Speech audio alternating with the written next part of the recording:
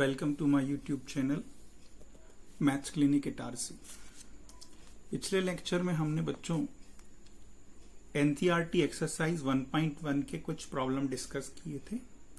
आज हम उस एक्सरसाइज के रिमेनिंग क्वेश्चंस में जो भी इंपॉर्टेंट हैं वो हम डिस्कस करेंगे। यहां पर हमने क्वेश्चन लिया है, नेक्स्ट क्वेश्चन है show that relation R in set of real number R. यहां दोनों जगह आर लिखा है, दोनों आर में डिफरेंस है। एक सेट ऑफ रियल नंबर को शो कर रहा है और एक आर आपका रिलेशन को शो कर रहा है। रिलेशन डिफाइन किया गया है pair of elements A B such that A less than or equal to B square is neither reflexive nor symmetric nor transitive. अब हमें यह बताना है कि ये तीनों टाइप का रिलेशन नहीं है। और ये 11th में आपको बताया था कि जब कोई स्टेटमेंट हमें फॉल्स प्रूफ करना होता है तो हम काउंटर एग्जाम्पल की हेल्प से करते हैं। तो चूंकि हमें ये बताना है कि ये रिफ्लेक्सिव नहीं है तो हमें एग्जाम्पल देना होगा। चलिए अब हम उस एग्जाम्पल को बनाना सीखें। सबसे पहले हम रिफ्लेक्सिव की बात करेंगे। तो पहले तो ये देखें कि रिफ्लेक्सिव कब होता है ना। तो यदि मैं आपसे कहूं कि रिफ्लेक्सिविटी के लिए हम क्या बोलते हैं, a comma A belongs to R, right. अब a comma A belongs to R implies क्या करेगा, a less than or equal to A square. और जब मैं इसको सिंप्लीफाई करूंगा then what will get, A square, इसको ट्रांसफर कर दिया, minus A is greater or equal to 0। और जब आप इसको सिंप्लीफाई करोगे बच्चों you will get A minus 1 greater or equal to 0। और आप जानते हैं A minus 1 greater or equal to 0 जो है, इस इनइक्वालिटी का सॉल्यूशन सेट क्या आएगा। तो दो जीरोस मिल रहे हैं, एक तो ए इक्वल टू 0 और इससे मिलेगा ए इक्वल टू 1। तो ऑब्वियसली ये इनइक्वालिटी कहां होल्ड हो रही है, less than or equal to 0 और more than or equal to 1 पर होल्ड हो रही है, राइट। आपको याद होगा wavy curve method, positive negative positive. हम पॉजिटिव की बात कर रहे हैं, मतलब ये इनइक्वालिटी उन ए के लिए ट्रू हो रही है, उन सभी रियल नंबर के लिए ट्रू है जो 0 या 0 से छोटे हैं लेकिन 1 या 1 से बड़े। अब अगर मैं 0 और 1 की बात करता हूं तो 0 और 1 के बीच में इनफाइनाइट रियल नंबर आते हैं और इनमें से कोई भी नंबर इस इनइक्वालिटी को सेटिस्फाई नहीं करता है। तो हम यहां एग्जाम्पल इजीली ले सकते हैं, कोई भी रियल नंबर ले लें 0 और 1 के बीच का, वो इस कंडीशन को सेटिस्फाई नहीं करेगा, right. So since for example 1/3 belongs to R and 1/3 का square is what, 1/9, but 1/3 is neither less than or equal to 1/9, that is 1/3 का square. So we can say 1/3 comma 1/3 does not belongs to R. Therefore R is not reflexive.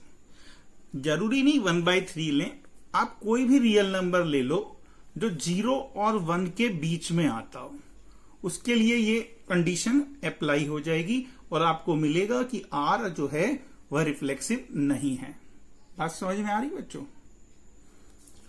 अब हम check करेंगे कि ये जो relation है ये symmetric होगा या नहीं होगा। वैसे तो क्वेश्चन में ही कहा है आपको प्रूव करना है कि ये सिमेट्रिक नहीं है, और बहुत आसानी से आप ये बता सकते हैं, जैसे कि 1 is less than or equal to 2 square, that is 1 comma 2 belongs to R, but 2 is not less or equal to 1 square, that is 2 comma 1 जो है वो R को बिलोंग नहीं करता है। आपने क्या बता दिया, 1 comma 2 R को बिलोंग करता है क्योंकि 1 2 स्क्वायर से लेस देन और इक्वल टू वाली कंडीशन होल्ड होती है, बट 2 लेस देन और इक्वल टू 1 स्क्वायर नहीं हो सकता, that is 2 comma 1 does not belongs to R. Therefore relation R is not symmetric. Third हम बात करेंगे कि ये ट्रांजिटिव नहीं है, राइट। ट्रांजिटिव नहीं है ये बताना भी बहुत आसान है। फॉर एग्जाम्पल मैं एक कोई नंबर ले रहा हूं, कोई बड़ा नंबर ले रहा हूं, जैसे सपोज करो हमने ले लिया 40। आप कोई भी बड़ा नंबर ले सकते हैं। 40 is less than or equal to 7 square and 7 is less than or equal to 3 square, correct है। दैट इज 40,7 आर को बिलोंग करता है, 7,3 भी आर को बिलोंग करता है।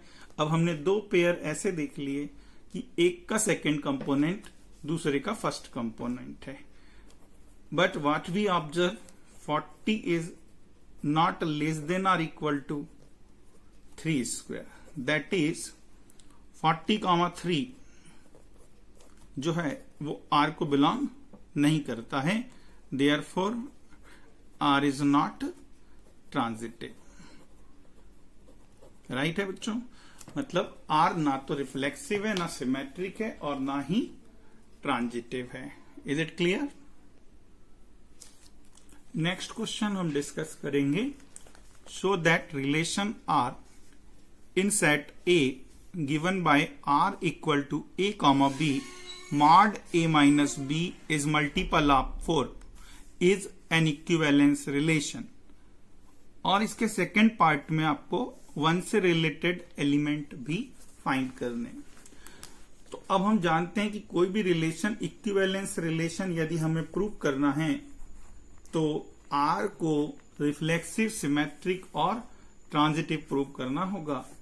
इक्विवेलेंस रिलेशन क्या होता है? वह रिलेशन जो रिफ्लेक्सिव, सिमेट्रिक और ट्रांजिटिव तीनों हो। चलिए तो सबसे पहले हम बात करें सेट ए की। सेट ए क्या है? यहां पर x belongs to z no doubt set of integer की बात हो रही है। 0 less than or equal to x and x less than or equal to 12 है। इसका मतलब सेट ए में हमारे पास 0 से लेकर 12 तक के इंटीजर्स आए हैं and relation R over set A is defined as set of pair element A comma B such that mod of A minus B is multiple of 4, right है। सबसे पहले हमें इसको इक्विवेलेंस रिलेशन बताना है, जिसके लिए सबसे पहले आप क्या बताओगे कि ये रिलेशन हमारा क्या है? रिफ्लेक्सिव है। रिफ्लेक्सिविटी बताने के लिए यहां पर हम क्या देखते हैं कि यदि b की जगह a रख दूं, a कॉमा a की बात करता हूं तो मॉड a माइनस a जो है 0 आ जाता है। That is we can write 0 into 4। So this implies mod a minus a is multiple of 4 for every element of capital A. So this implies A comma A belongs to R for every element of A. Therefore, relation R is reflexive on A. Reflexive बताना बहुत आसान था। अब हम बात करेंगे कि हमारा जो रिलेशन है वह एक सिमेट्रिक रिलेशन होगा। रिलेशन को सिमेट्रिक बताने के लिए हम एज्यूम कर लेंगे कि a कॉमा b r को बिलोंग करता है, दैट इज a b से रिलेटेड है, where a and b belongs to capital A। अब a कॉमा b r को बिलोंग करता है, this implies mod of a minus b is multiple of 4, that we can write as mod of b minus a is also multiple of 4। अब ये a minus b को b minus से लिख सकते हैं कि नहीं लिख सकते? भाई मॉड में लिखा हुआ है, लिख सकते हैं। ये हम लोगों ने मॉड में प्रॉपर्टी पढ़ी है, mod of minus x is equal to mod of x होता है। So mod b minus a is also multiple of 4, that is b comma a belongs to R. Therefore R is symmetric. Right? अब third हम देखेंगे कि हमारा ये relation transitive कैसे बनता है. ट्रांजिटिव के लिए आप एज्यूम करेंगे 3 element. Suppose a comma b belongs to R and b comma c also belongs to R, where ABC belongs to set A. अब a comma b R को बिलोंग करता है तो ये क्या इंप्लाइज करेगा कि मॉड a माइनस b और b comma c भी है and mod b comma c are multiple of 4. अब मॉड a माइनस b जो है वो 4 का मल्टीपल है. So this we can write as mod of a minus b is equal to 4m and b minus c as 4n. Right? This implies a minus b is equal to 4m and b minus c is equal to 4n. यहां m और n क्या होंगे? m और n हमारे कोई भी integer हो सकते हैं. हमें रिलेशन किस में चाहिए? a और c में. तो मैं इन दोनों को अगर ऐड कर देता हूं, a minus b plus b minus c की बात करता हूं, तो ये मुझे मिलेगा 4m plus n, that is 4q. q is some integer. b से b क्या हो जाएगा? Cancel. So we have mod of a minus c is multiple of 4.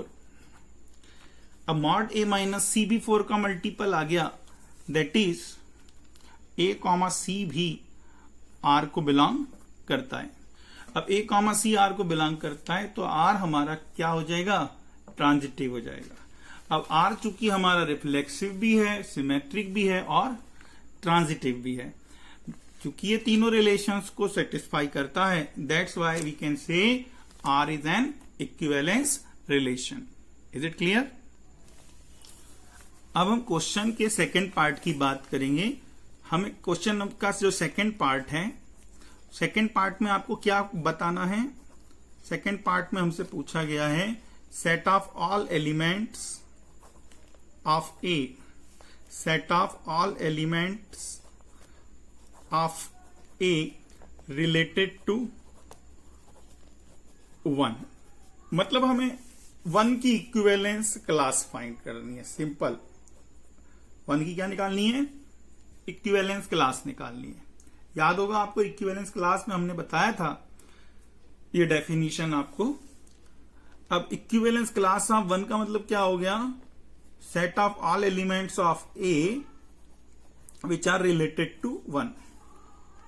और यदि कोई रिलेशन यहां पर R आपको डिफाइन है, इक्विवेलेंस रिलेशन है, तभी इक्विवेलेंस क्लास निकलती है.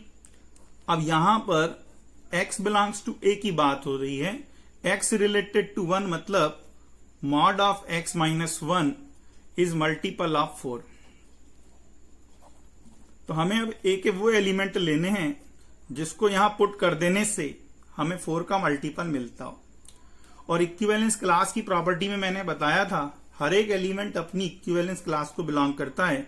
तो बिल्कुल पहले 1 तो पुट कर ही दीजिए, क्योंकि 1 रख दोगे तो ये 0 हो जाएगा. अब आगे रखें 2 रखेंगे तो 1 आएगा, जो कि 4 का मल्टीपल नहीं है. 3 रखेंगे, 4 रखेंगे और चेक करते जाएंगे. तो हम 1 के बाद क्या पाते हैं कि a का कौन सा एलिमेंट आएगा? 5 आएगा. 5 के बाद क्या आएगा? 9 आएगा, क्योंकि 9 माइनस 1 8, 8 4 कंडीशन सेटिस्फाई कर रहा है. 8 के बाद 9 के बाद 10, 11, 12 नहीं.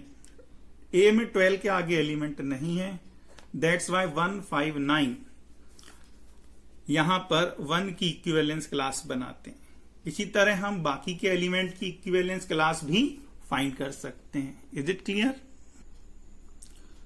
नेक्स्ट क्वेश्चन है हमारा, इसमें आपको एक रिलेशन आर दिया गया है, set of points in plane where R equal to set of pair p comma q such that distance of p from origin is same as the distance of q from origin, and we have to prove that the relation is equivalence relation. और part 2 में हमें बताना है set of all points related to point p other than origin is circle passing through point p with origin as centre. तो सबसे पहले हम बात करेंगे रिलेशन r की। रिलेशन r हमें किस पर डिफाइन दिया गया है? सेट ए पर डिफाइन किया गया है, और सेट ए जो है यहां पर अगर हम देखें तो सेट ऑफ पॉइंट P कह सकते हैं। P क्या है? P is point in plane,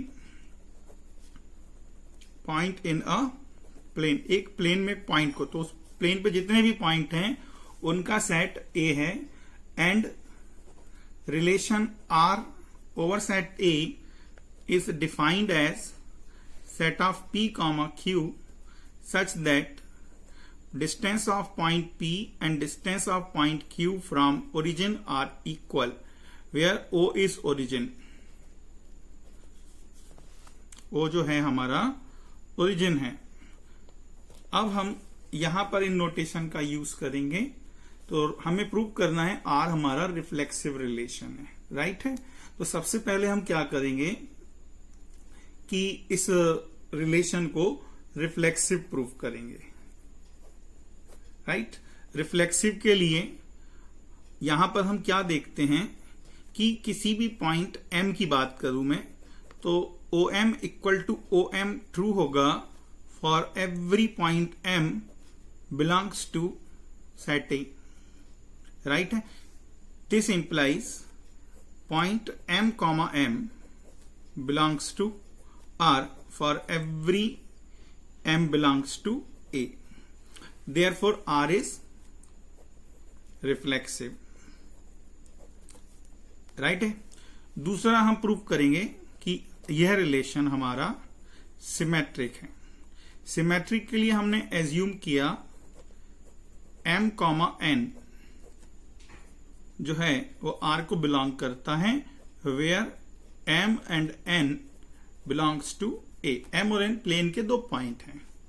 अब M कॉमा N R को बिलोंग करता है, that is distance of point M from origin will be same as the distance of point N from origin, OM equal to ON by definition of relation that we can write as ON equal to OM।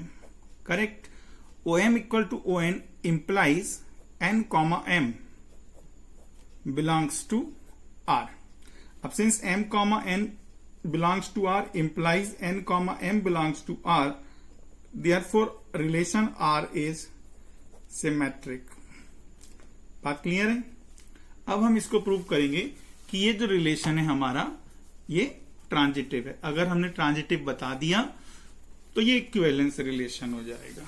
तो इसके लिए अब हम क्या करेंगे, transitive बताने के लिए, चलिए ट्रांजिटिव हमें प्रूव करना है, तो हम अब दो पेयर एलिमेंट R में सपोज करेंगे। सपोज हमने ले लिया LM belongs to R and MN belongs to R, जबकि LMN क्या है, उसी प्लेन में कोई तीन पॉइंट हैं। अब LM R को बिलोंग करता है, तो डेफिनेशन से L की ओरिजिन से जो डिस्टेंस है वही M की होगी, और MN belongs to R implies करता है OM equal to ON। Clear है? From this relation we get OL equal to ON, that is L comma N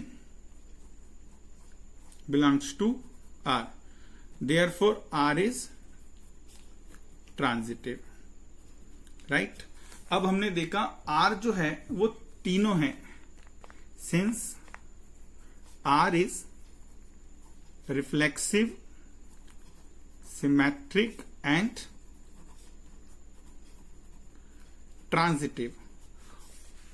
transitive on A. So this implies R is an equivalence relation on A. यही हमें prove करना था। अब हम part 2 की बात करेंगे। इसी क्वेश्चन में पार्ट 2 में हमसे क्या कहा गया है, let's see the question. Part C second part है, further show that set of all points related to point P। अब यहां P एक फिक्स्ड पॉइंट हो गया जो ओरिजिन नहीं है। Is a circle passing through P with origin as centre, right. अब यहां पर हम पॉइंट P की जो भी ओरिजिन से डिस्टेंस, कुछ ना कुछ डिस्टेंस होगी, since P is not equal to 0 0, ये ओरिजिन पे नहीं है, तो हमने सपोज कर लिया कि पॉइंट P की ओरिजिन से जो डिस्टेंस है वो कांस्टेंट K के इक्वल है। Is it clear? And suppose Q is related to point P, Q comma P belongs to R है। अब Q comma P belongs to R है तो Q क्या होगा, तो यहां पे हम कह सकते हैं कि OQ जो है वो OP के इक्वल होगा। और OQ यदि OP के इक्वल है, अगर हम XY प्लेन की बात कर दें, यहां पे OP is a constant value, OP is our K, point P की ओरिजिन से डिस्टेंस K के इक्वल है, और पॉइंट Q, हम सेट ऑफ पॉइंट्स की बात कर रहे हैं, Q जो है वो A का कोई पॉइंट हो गया। अब OQ OP के इक्वल है और OP हमारा K के इक्वल है, तो OQ K के इक्वल हो गया। मतलब Q उन सभी पॉइंट को शो कर रहा है जिनकी ओरिजिन से डिस्टेंस K के इक्वल है।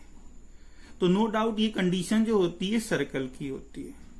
आप देखिए यहां पर, जैसे हमने एक पॉइंट Q, वेरिएबल पॉइंट ले लिया Q in XY plane, what we get X, Y and this distance OQ is K। और अगर मैं इसको डिस्टेंस फार्मूले से सिंप्लीफाई कर देता हूं, we get under root x square plus y square equal to K, that is x square plus y square equal to K square, which is equation of circle.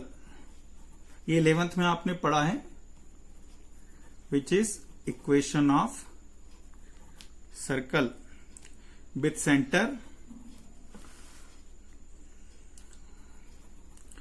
Centre origin and radius K, right.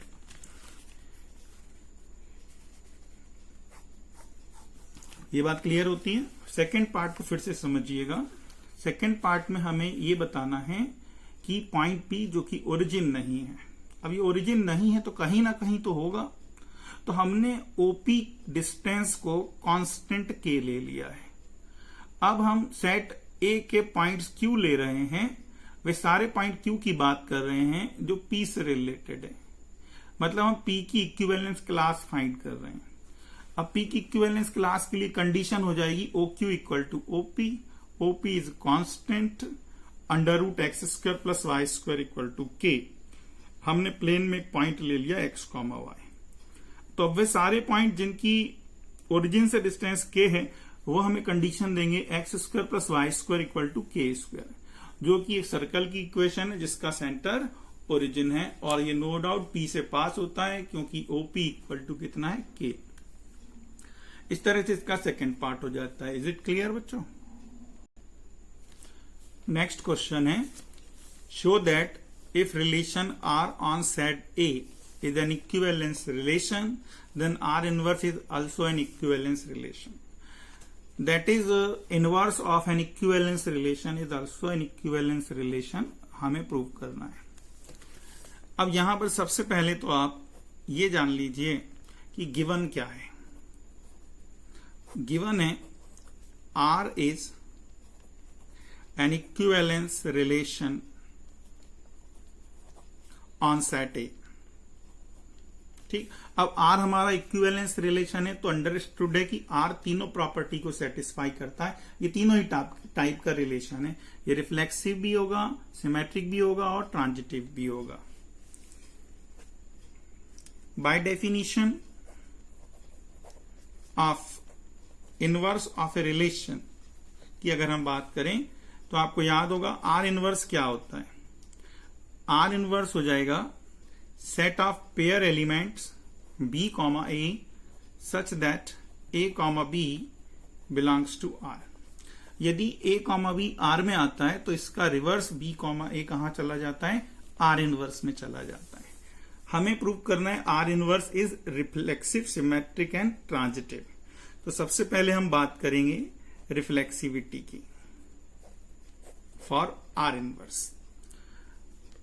Since R is reflexive.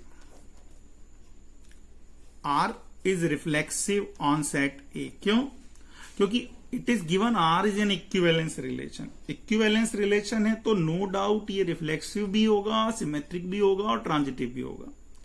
हम reflexivity की बात कर रहे हैं तो हम इसकी reflexive property R की यूज करेंगे और R इनवर्स को रिफ्लेक्सिव प्रूव करेंगे। अब R अगर रिफ्लेक्सिव है तो no doubt A comma A belongs to R true होगा फॉर एवरी A। अब यदि मैं इस पेयर एलिमेंट का रिवर्स लेता हूं तो इसका रिवर्स भी A कॉमा A होगा जो कि R इनवर्स में चला गया for every A belongs to A, right. Therefore R inverse is reflexive. दूसरा हम देखेंगे सिमेट्रिक। सिमेट्रिक के लिए हमने सपोज कर लेना है कि A कॉमा B जो है ये R इनवर्स को बिलोंग करता है, जबकि A और B कहां है, A में बिलोंग करते हैं। अब ध्यान दो, हमें R इनवर्स के बारे में नहीं पता वो सिमेट्रिक है या नहीं है। हम जो भी कुछ जानते हैं वो R के बारे में जानते हैं। तो हम इस पेयर एलिमेंट को अगेन R में ले जाना चाहते हैं। तो अगर मैं ए बी का रिवर्स कर देता हूं बी कॉमा ए तो नो डाउट ये हमें आर में मिलेगा। और बी कॉमा ए आर में चला गया तो हमारे पास ए कॉमा बी भी आर में जरूर होगा, क्योंकि आर जो है वह हमारा एक सिमेट्रिक रिलेशन भी है। अब ए कॉमा बी अगर आर में आ रहा है तो हम कह सकते हैं इसका रिवर्स बी कॉमा ए किसको बिलोंग करेगा, आर इनवर्स को बिलोंग करेगा। Therefore, R inverse is symmetric। बात समझ में आ रही है। ए बी आर इनवर्स में था और बी ए आर इनवर्स में आप बताना चाहते थे।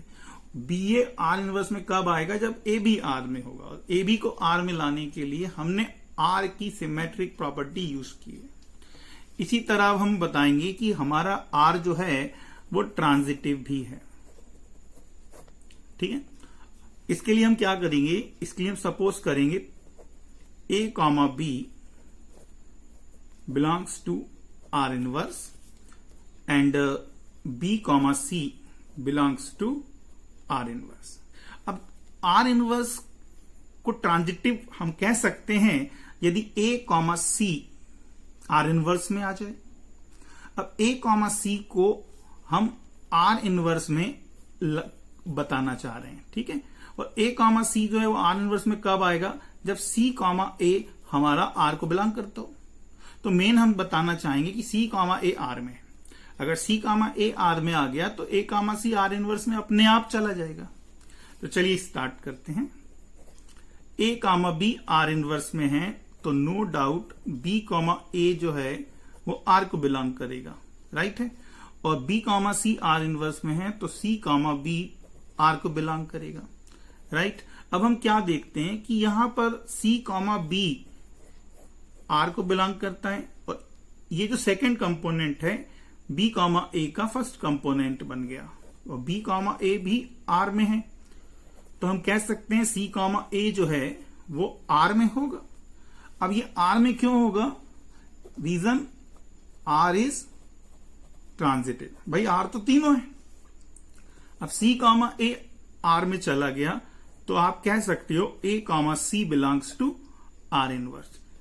Therefore R inverse is transitive. बात समझ में आई? अब आर तीनों है, रिफ्लेक्सिव भी है, सिमेट्रिक भी है और ट्रांजिटिव भी है। That's why are inverse is equivalence relation. इसमें 2-3 क्वेश्चन कवर होते हैं बच्चों। कई बार सिर्फ आधा ही पूछा जाता है कि यदि आर रिलेशन आर किसी सेट पर ट्रांजिटिव है, prove that it's inverse is transitive. तो इसमें एक के साथ 3 क्वेश्चन हमारे कवर हो जाते हैं। नेक्स्ट क्वेश्चन देखते हैं। If R1 and R2 are to equivalence relation on A, show that R1 intersection R2 is also an equivalence relation on A। मतलब अगर दो रिलेशन इक्विवेलेंस रिलेशन है तो उनका इंटरसेक्शन भी एक इक्विवेलेंस रिलेशन होगा, हमें ये बताना है। तो सबसे पहले हम यहां पर बताएंगे कि R1 इंटरसेक्शन R2 रिफ्लेक्सिव होगा। अब रिफ्लेक्सिविटी के लिए हम क्या बताएंगे? तो सबसे पहले since R1 and R2 are reflexive, R1 और R2 चूंकि दोनों ही इक्विवेलेंस रिलेशन है तो दोनों ही हमारे रिफ्लेक्सिव भी होंगे, सिमेट्रिक भी होंगे और ट्रांजिटिव भी होंगे। अब हम जिस प्रॉपर्टी को बच्चों प्रूव करते हैं ना, वही प्रॉपर्टी पहले R1 और R2 के लिए देखेंगे और फिर उसे हम इंटरसेक्शन के लिए ले जाएंगे। ठीक है। अब हम R1 और R2 को जानते हैं रिफ्लेक्सिव रिलेशंस हैं। दैट इज A, जो है वो R1 को भी बिलोंग करता है और A जो है ये हमारा R2 को भी बिलोंग करता है। For every A belongs to A। और इंटरसेक्शन की डेफिनेशन से A, R1 और R2 दोनों में है।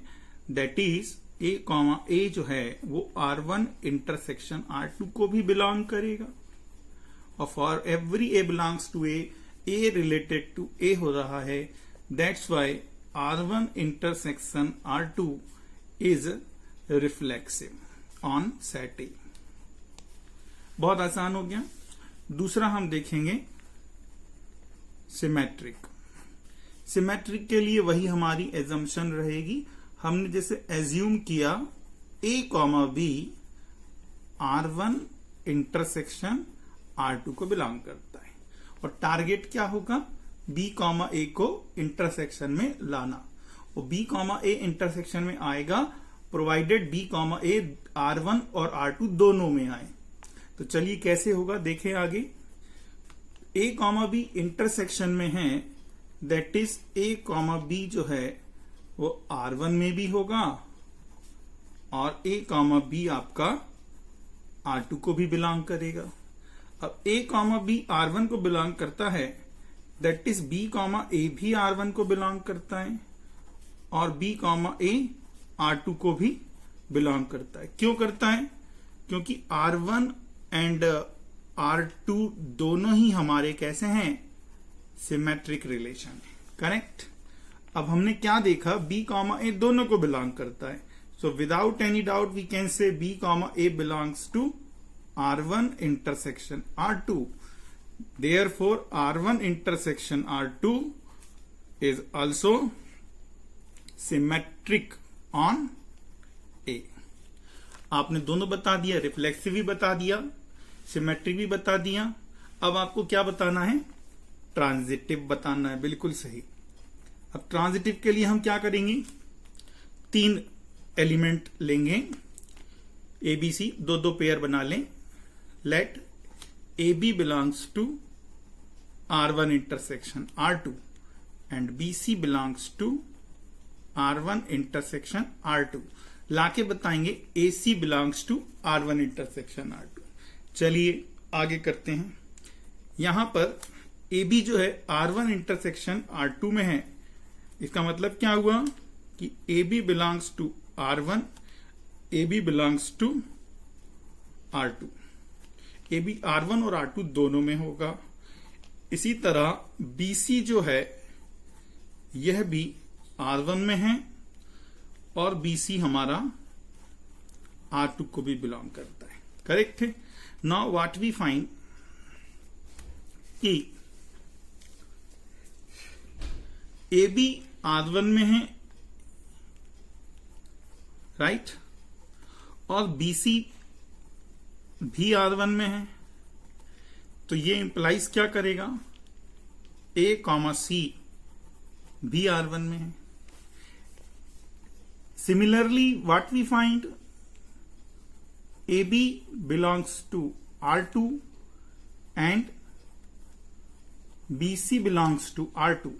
So this implies A, C also belongs to R2.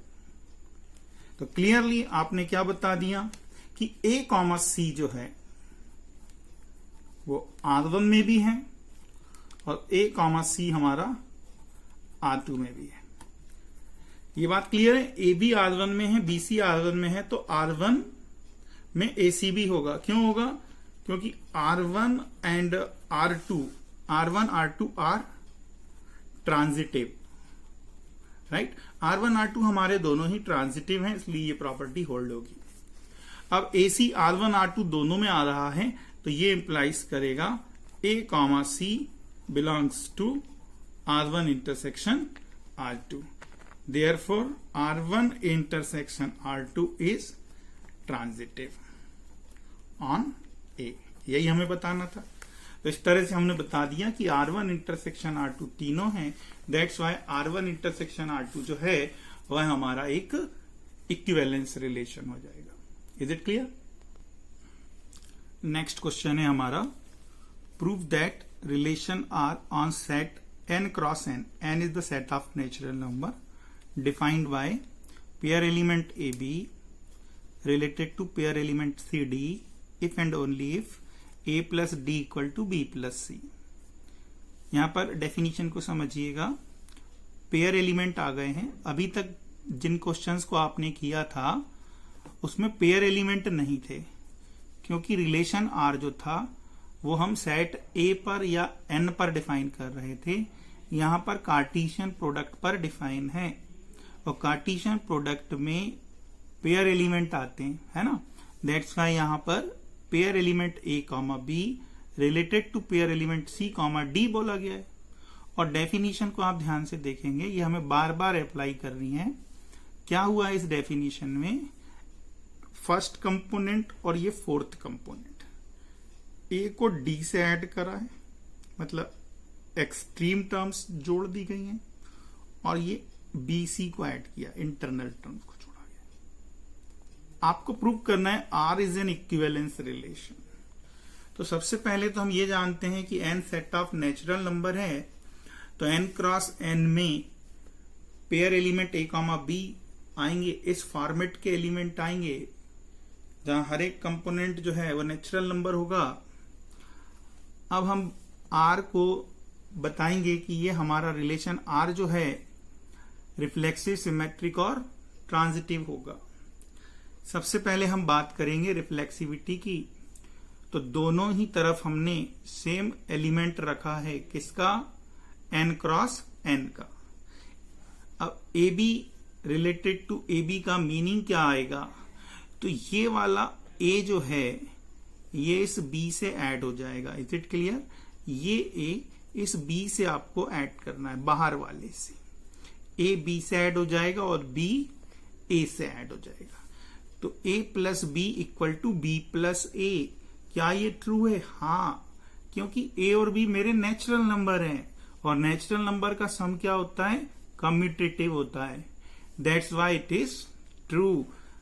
और AB is related to AB for every AB belongs to n cross n, that is R is reflexive on A नहीं लिखना चाहिए, क्या लिखना होगा, n क्रॉस n लिखना होगा, right है।